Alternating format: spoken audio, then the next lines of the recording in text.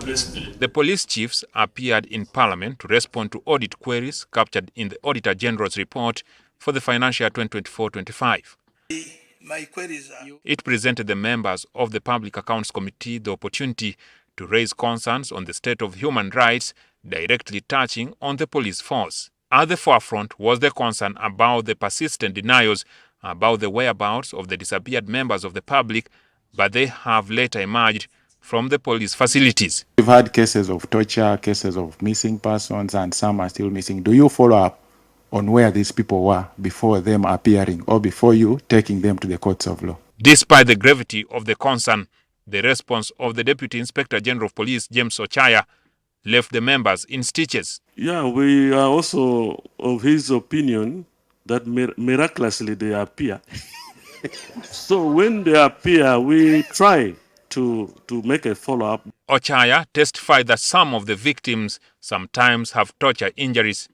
He added that in some of the circumstances, the condition of the victims has prevented them from obtaining statements from the individuals. The person may not even talk because he has been tortured, maybe. So you first need for him to recover and then you interrogate so that he gives you a bit of a lead.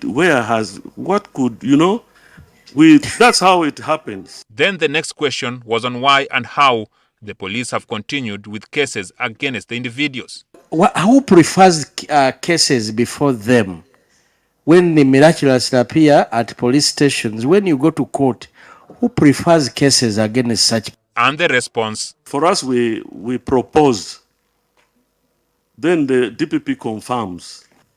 It has been this person has miraculously appeared.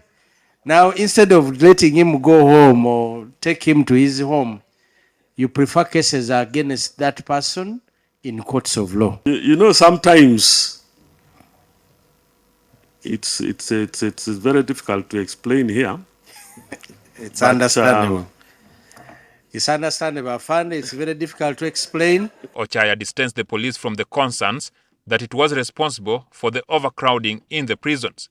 Members of the committee had pointed at the police for conducting random arrests before investigations, leaving the cases in the pipeline for long. They blamed the other institutions responsible for the dispensation of justice for being slow in their processes, stating, for instance, that while the force has implemented the sub-county policing model, it is not the case with the Office of the Director of Public Prosecutions.